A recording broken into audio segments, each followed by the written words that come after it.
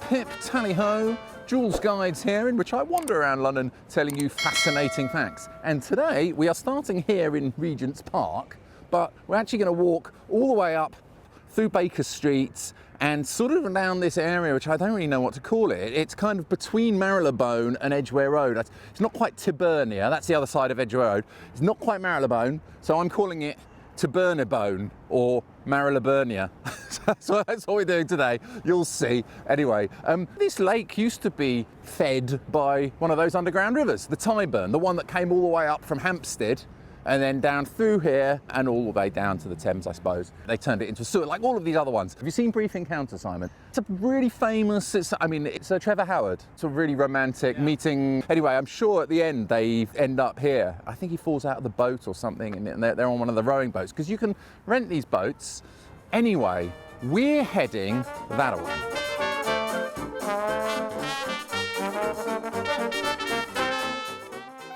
Look, I think this is right. I pointed this out before, but this drain down here, you can actually hear, you can hear water gushing there a lot. I think that is from the Tyburn River, unless I'm mistaken.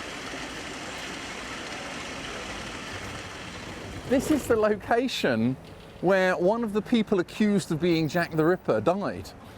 Did you ever see that Jack the Ripper with Michael Caine? The TV series, like a two-part TV drama. It was really good. I remember watching that when we were a kid. It was based on a story written by Stephen Knight around 1976, in which he suggests that Jack the Ripper was actually Sir William Gull, the physician to Queen Victoria. And Sir William Gull had this driver who is kind of his accomplice, called John Netley. Anyway, I think that turned out to be bollocks of sorts. But this John Netley character was, in fact, a real character, and he did have a cab. He was a cab driver, and he drove a coach and horses. And he was driving along here one day when I think he caught one of these things. You see this, and he was thrown off his carriage, and his head ended up getting crushed under the wheels of his own coach. So that was quite a tragic end for the poor fella here. And he's remembered, I don't know, Simon, would you prefer not to be remembered at all? Or would you prefer to be remembered as the coachman who was kind of maybe the accomplice of Jack the Ripper? I don't care to be remembered. It doesn't... Oh, okay, fair enough. Forgotten you already.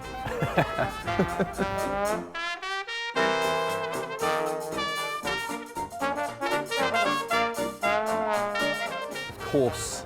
221B Baker Street is where Sherlock Holmes lives, and I recently did a video about Sherlock Holmes, so I'm not going to go on about it right now, but I'll tell you what, here's a little snippet, just a taster of the video, because I will leave a link to that and you can go and watch the whole thing. So here's vintage Joolz, just to whet your appetite. Meanwhile, I'm going that way. See you in a sec. This didn't used to be 221B Baker Street. 221B would have actually been sort of over there where they had an Abbey National branch, and they used to receive loads of letters from fans who thought that Sherlock Holmes was a real person. My favourite Holmes is Robert Downey Jr. Could you tell me who your favourite Sherlock Holmes is? Lee one of... Oh right, so these are foreign Holmes, they're actually in different countries. Yes.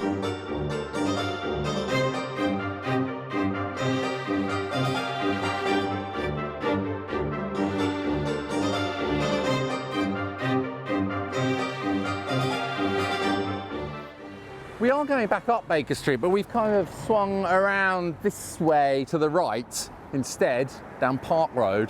Now this is Francis Holland's school. I have many friends, hello, who went there.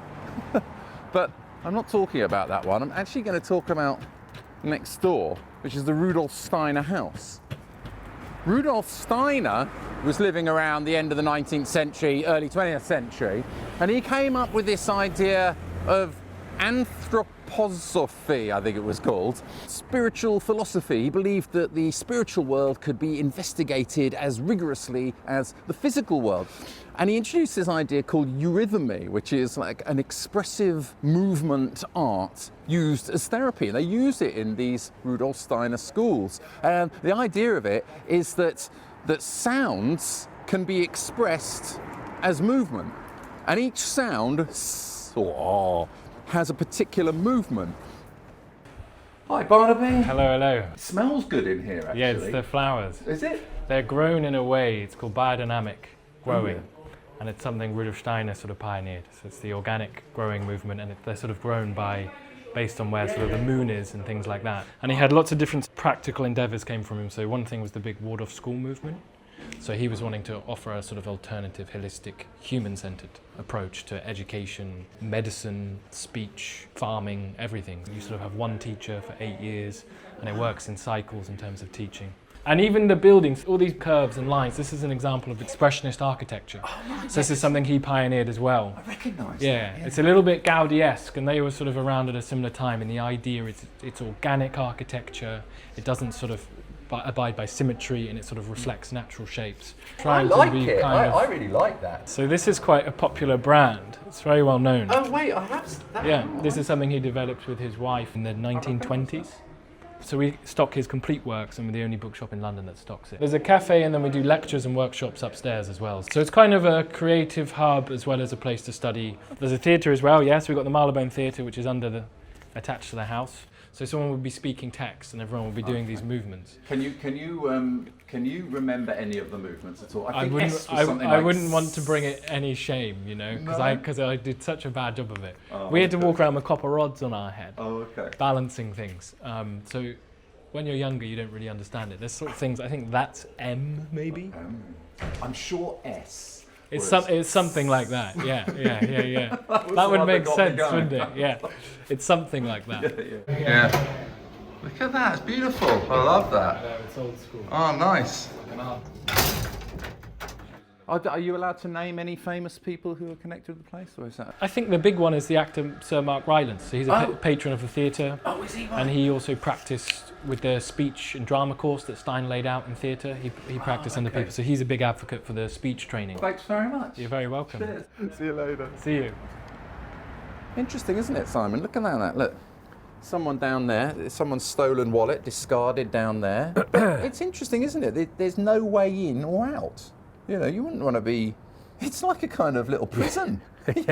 You can't get out that window to access it. What if you needed to clean the drains or something? You just have to somehow get down this bit. Yeah, there's no be roped in and out. You wouldn't be. You'd need a pulley or something from up there. Or they have things called ladders, you know. You can use a ladder. Oh, God.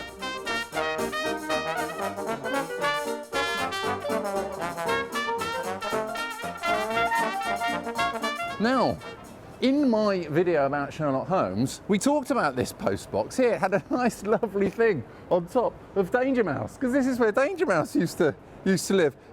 But in my video, there was no plaque. But I'm glad to see that the fella who emailed me actually said, no, I've reinstated it. There it is. Look, Danger Mouse, the greatest secret agent in the world, lived here. The curbstone used to open there, and then he'd come out with Penfold in his little car, wouldn't he? Love Danger Mouse. Danger Mouse. Right opposite, actually, Chiltern Court. This is, you see that blue plaque? Can't quite see it from here, but that is where, that's telling you that Special Operations Executive, which was kind of like MI6 or something, it was based inside this building, and they hatched this plot for these commandos, these Norwegian commandos in woolly jumpers and cross-country skis, to go and sabotage the Mork hydroelectric plant, which was the world's only producer of heavy water. Anyway, it was some sort of component vital for the Nazis to develop a nuclear bomb. Anyway, it was done there. They had a rifle range, shooting range in the basement, and they managed to shorten the war by 6 months. They became known as the Baker Street Irregulars. You know, Baker Street Irregulars were actually Sherlock Holmes's like little kids who used to run around and help him solve crimes. But yeah, they also named these guys the same thing.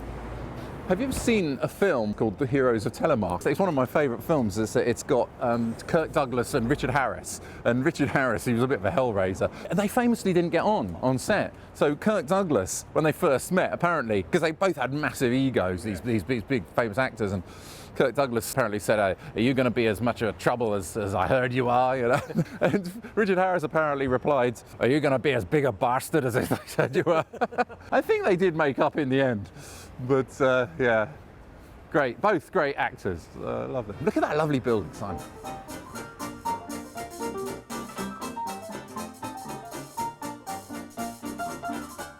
Look at this, Simon. Tremendous. I'm always going, I've got to call that habit off my dad.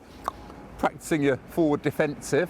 Marylebone Cricket Club. Thomas Lord laid out his original cricket ground on this site in 1787. I think he was originally, they were playing up in Islington.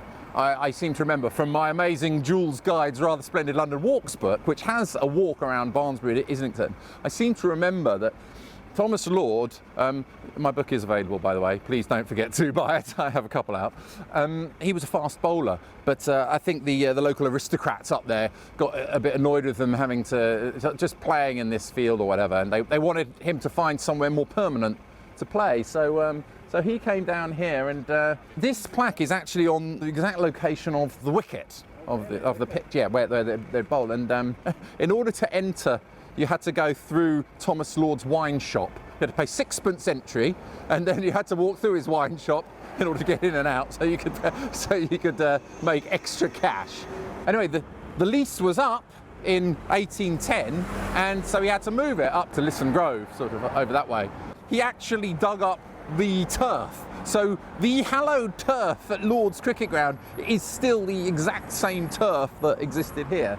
In fact, look over there at the potting shed, that house there, it's not actually a house, it's kind of a hotel with a bar, and they've got some nice memorabilia inside. In fact, one of the things they've got is a cricket bat, which is a Len Hutton Gradage cricket bat from, I don't know, 1930 or whenever he was playing. And I had that exact cricket bat. My dad used to have that exact cricket bat. It's always very upsetting when you see an item that you used personally in a museum. It makes you just feel so old. It's terrible. But I did like that. I had to cover them in linseed. I remember my dad soaking it in linseed oil as well.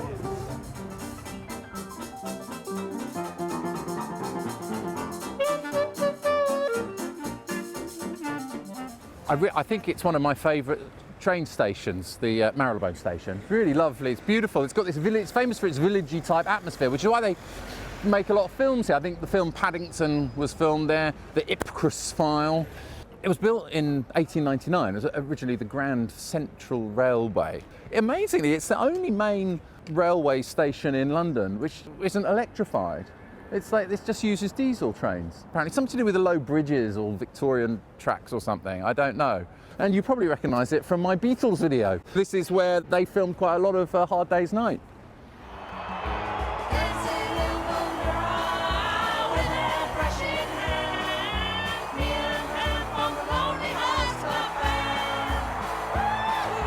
Really unchanged. All those downpipes on the wall are still the ones that you see in the film. The Beatles did at one point have an office here when Apple Electronics started in '68. That was up at number 34. And then on the anthology discs, at the start of one of the outtakes of Hey Jude, you can hear Paul singing "When I Was a Robber in Boston Place." And this is the street he's referring to. What does Hard Day's Night mean anyway? It was just one of those expressions that Ringo come up with. Someone would say, you know, how you been, Ringo? He'd say, well, you know, it's been a hard day's night. That's as good as it gets. No autograph.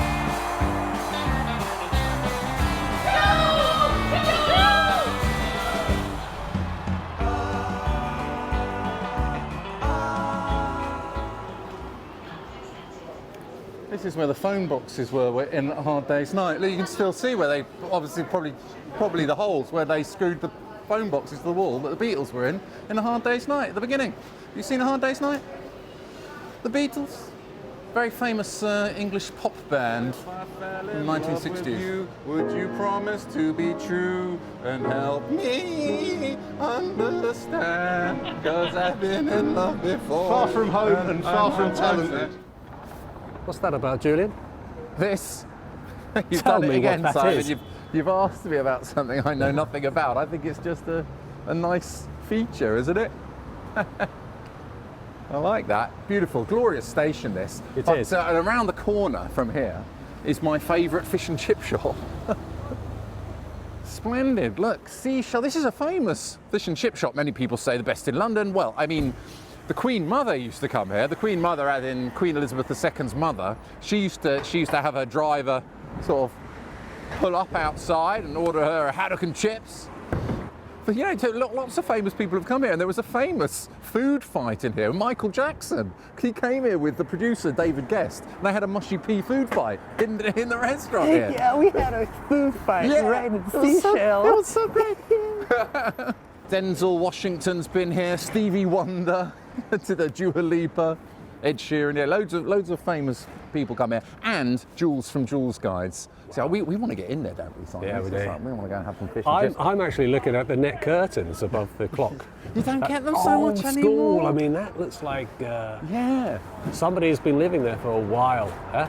Yeah, you don't get many net curtains, so they should be stained by nicotine as well. That's right. That would be ideal. Yeah, it is. Perfect. Yeah. Guy's favourite fish and chips. Princess Diana as well. I used to deliver it when she was coming. Did you? Wonderful. There we go. Princess Diana as well.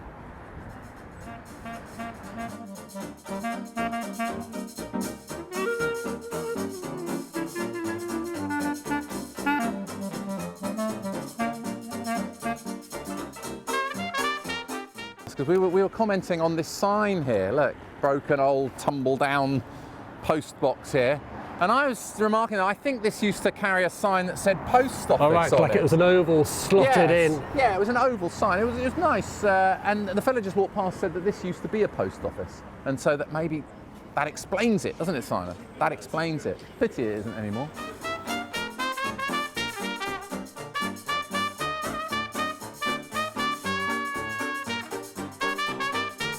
There we are.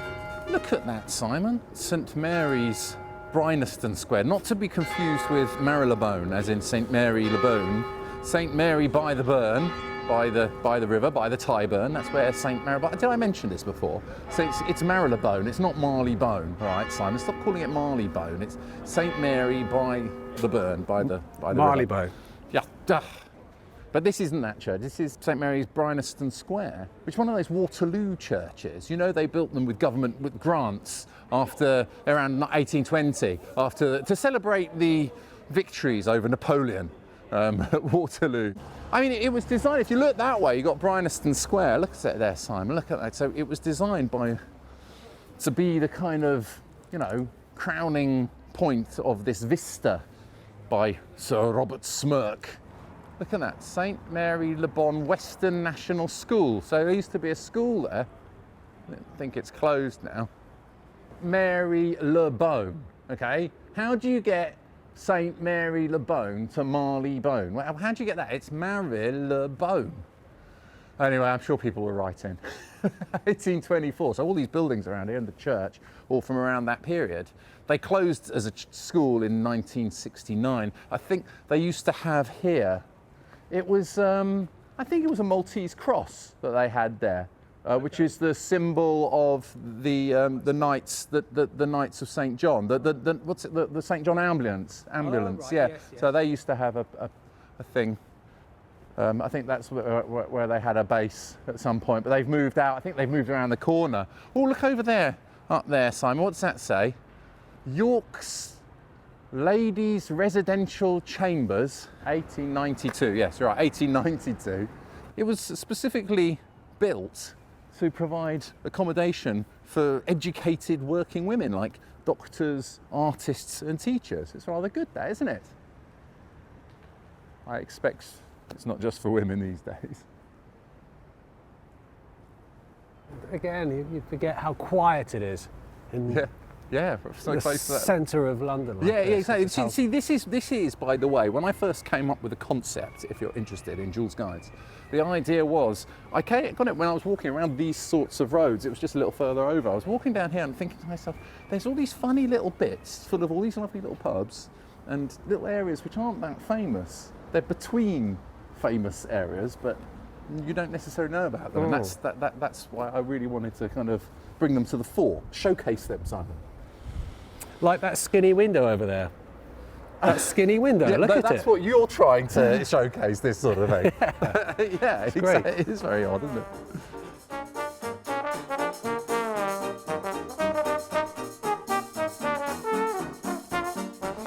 Okay, so we've just walked around the corner from Wyndham Place onto Crawford Street. And look, the International Community School. But I'm interested in this stone here because The parish hall, this used to be the parish hall of St Mary's, Bryanston Square. This stone was laid by Her Royal Highness Princess Christian in 1897. Now, Princess Christian, she was originally called Princess Helena. She was the third daughter, fifth child, I think, of Queen Victoria. And she had an affair. She got romantically involved with Karl Ruland, and he was the librarian of Prince Albert. And Queen Victoria was very upset about this. She found it quite a scandal that one of her daughters was romantically involved with a royal servant. So she soon sent this guy packing. She ended up having to marry Prince Christian of Schleswig-Holstein, somebody or other. I can't remember. So that's why she ended up being Princess Christian. She helped to found the Red Cross, and she became quite big in the Order of St John, which is around the corner. We saw where there used to be the Maltese Cross, which is their emblem, isn't it? And I think just along here is where St John's ambulance are.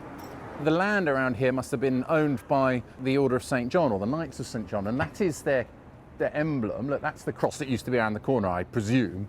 Is that a Maltese cross? It was originally something to do with Amalfi, because the Order of St John, the Knights of St John, were like warrior monks who were they set up a hospital in Jerusalem to protect pilgrims or pilgrims who had fallen sick. Originally that was called a Cross of St John. That was, I think, the emblem of Amalfi, which is where these monks were from. But then when they were granted Malta, they kind of amalgamated. That was in 1530. They called it the Maltese Cross. Anyway, so that's interesting. That's all. Maybe it isn't interesting. I find that connected with that and that interesting. All right, come on, look at this amazing old chemist over there. That pharmacy over there. I believe this is the oldest in London. Let's get over there.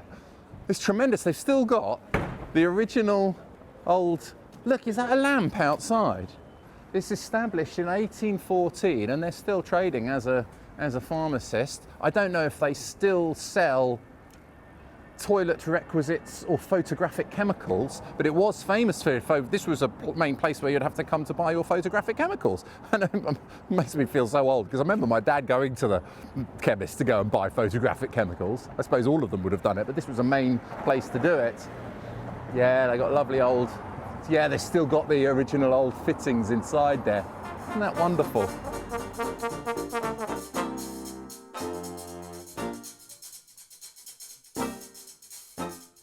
Here we are.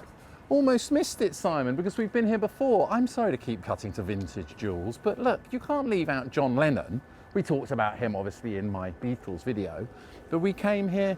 This is quite a seminal, important place in the Beatles' history. I think I'll let vintage Joolz take over.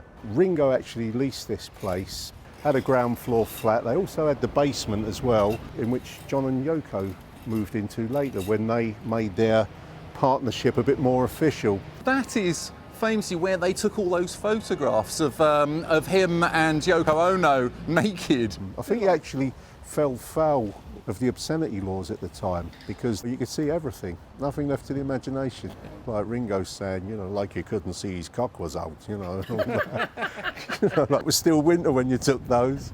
And this, of course, was the scene of that famous drugs bust where Sergeant Pilcher of Scotland Yard came round and surprised John and Yoko one morning. All that news footage of them being dragged down these steps here.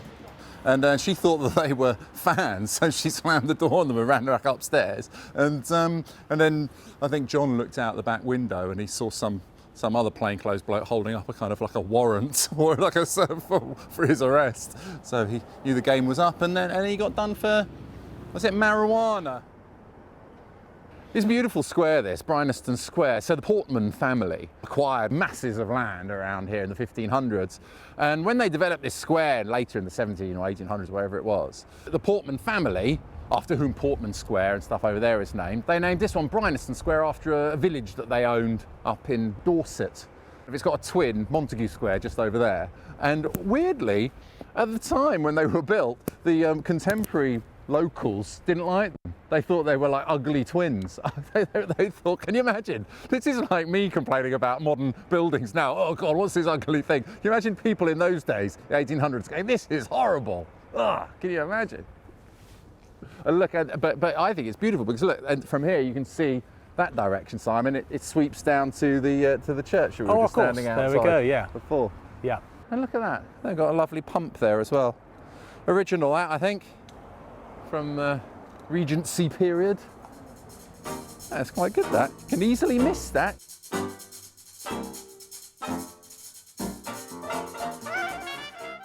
5, 3, I guess this must be number 1. This is number 1 Bryanston Mews West, which was owned by Peter Rachman, the famous slum landlord. I spoke about him in Notting Hill, in Bayswater. He was a notoriously horrible man and like bring big dogs around to scare off the tenants and cram people into rooms. Anyway, he actually owned this one. And somehow, I don't know how, but he ended up having affairs with Christine Keeler and Mandy Bryce Davis from the Profumo affair. Have you seen the film Scandal? I don't know if you've ever seen a picture of him. He looks like Eric Morecambe or something. This funny little guy.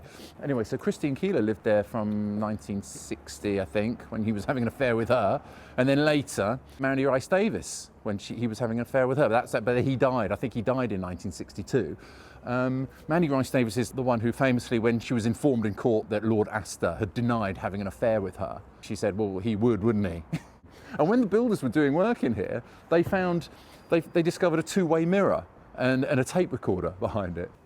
It wouldn't be bad, would it, Simon, to have your own little Mews house here, paying extremely low rates, Westminster council tax, which is very low. And just opposite there, they got, oh, it's a pity, look, it's all covered in scaffolding and stuff, but the Seymour Centre, that was built in the 1930s by the Bath and Wash House Committee.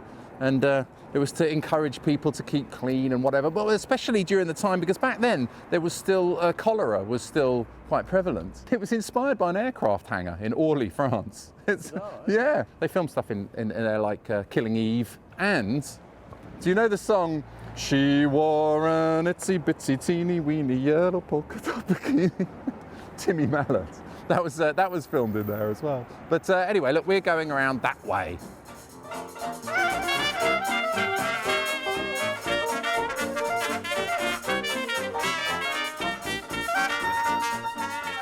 Another almshouse. As I said, a Joolz guide is never a Joolz guide without an almshouse. There's a Christian one. Look at that. They're beautiful places, aren't they? And what a pity about that pub over there. Look, the Windsor Castle. I just walked past. I mean, another sad sight. Closed down pubs. Let's go down here. Look, Cato Street. Just in here on the right, Simon. This is the venue, the location of the Cato Street Conspiracy that was discovered. This was a hayloft. So I guess this was a stable back in those days, like all these places, and that was a hayloft. In 1820, there was this conspiracy. These revolutionaries had planned to assassinate the Prime Minister, Lord Liverpool, his name was, and members of his cabinet, and they were going to display their severed heads around London and take control and have a revolution. That was the idea. They were annoyed about economic hardship, the Peterloo massacre, which was when a lot of protesters were killed by government forces. But they were lured into a trap. George Edwards, who was a government spy, had lured them into this trap. They pretended, they put up this advert that there would be this dinner party or something with all the members of the cabinet and the Prime Minister. And they were hatching their plot here, but this infiltrator got in there as well, and he notified the police, who showed up here and apprehended the miscreants. And I think one policeman was killed in the melee. They were all sentenced. Actually, they were the last people in Britain to be sentenced to being hung, drawn and quartered. Although I don't think they were actually hung, drawn and quartered. I think they were hanged and then posthumously decapitated. And some of them were transported to Australia, which some people would say it was a worse fate.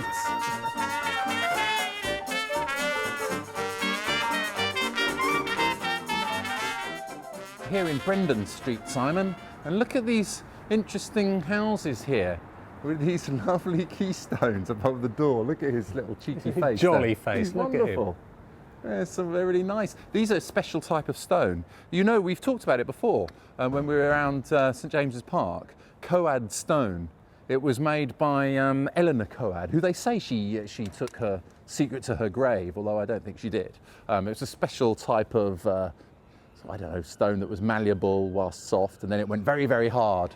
Because in the 18th century, there was a law that says you weren't allowed to have unnecessary wooden carvings and woodwork on the exterior of your buildings, probably because of the aftermath of the Spitfire of London. And so a lot of the buildings look very plain. Like that one hasn't got anything, for example. So yeah, Eleanor Coad, or Code or whatever, she came up with this idea of this special type of stone which you see every now and again, and that's some of it. Look at that. It's a little weathered. Perhaps now is a good time to beg on bended knee for people to donate to the channel. You can donate using your credit card or PayPal or anything. You can go over to my website if you enjoy the videos, by the way, because no one actually officially pays me to make them, so you know, I do my best. And also, yeah, don't forget that I've got books available. You can head over to my website and get those as well. Look, I haven't finished the video yet. I'm going to see you over there in a moment. Sylvia Young Theatre School, very famous, very famous. That's where Amy Winehouse went. Dua Lipa, Billy Piper, who else? Loads of famous, quite often pop stars went there. So they study like normal GCSEs or whatever from Monday to Wednesday, and then I think Thursday, Friday they do performing arts. I wish I'd gone there. I wanted to go to a school like that. They probably wouldn't have had me.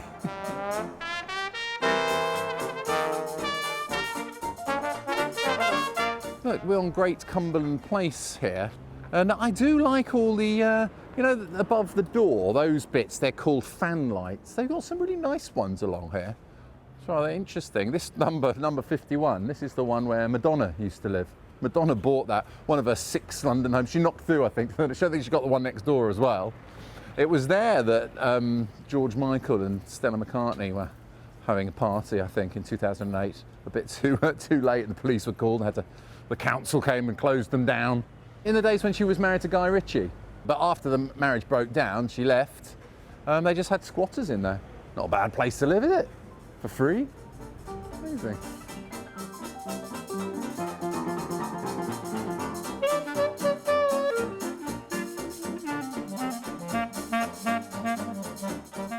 For some reason, it always seems a bit scuzzy around here. This end, you've got the Bryanston Square just over there, and then this end, I mean, the Cumberland Hotel, when it was built in 1933, it was one of the biggest in Europe and very popular. Jimi Hendrix used to come here. This was where he recorded his final radio session in room 507, was it? But it was also listed as his address on his death certificate, even though he wasn't staying here, he was staying over in Notting Hill. But this was his listed address. And Buddy Holly used to come here and stay here, Bob Dylan. Yeah, so they've got quite a lot of memorabilia and stuff in the lounge and in the foyer there. Anyway, around the corner though, on the other hand, there is a very nice church.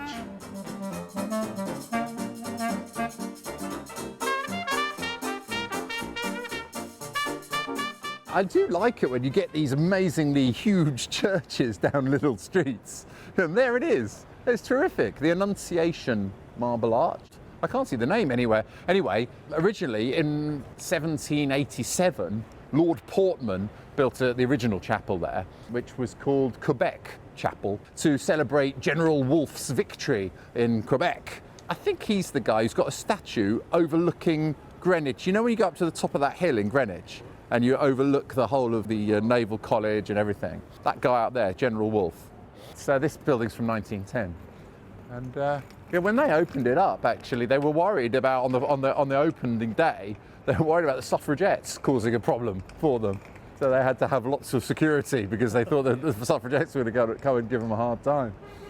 So I dare say they would have. And look, it's got a cock on top there, a cockerel. Remember me going on about weather vanes, Simon? They quite often look like cockerels because St. Peter denied Jesus 3 times before the cock crowed twice. Yes. And that's why they're often a cock on the top. I don't know him. I saw him too. He looked just like you. Peter, don't you know what you have done? You've gone and... Oh, anyway. Jesus Christ Superstar. Wonderful. Wonderful.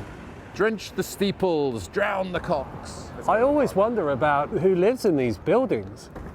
Just such a magnificent location. Yeah, rentals And, probably. it's just, yeah, but they look, as in like, they don't look like they're oldie-worldy, Yeah. Julian. You know, they're not like super upkept or anything Yeah. like that. They're quite sort of A little rough Do with around a the li- edges. Could do with a lick of paint on those window frames, couldn't they, Yeah, Simon? yeah. Let's go down the pub.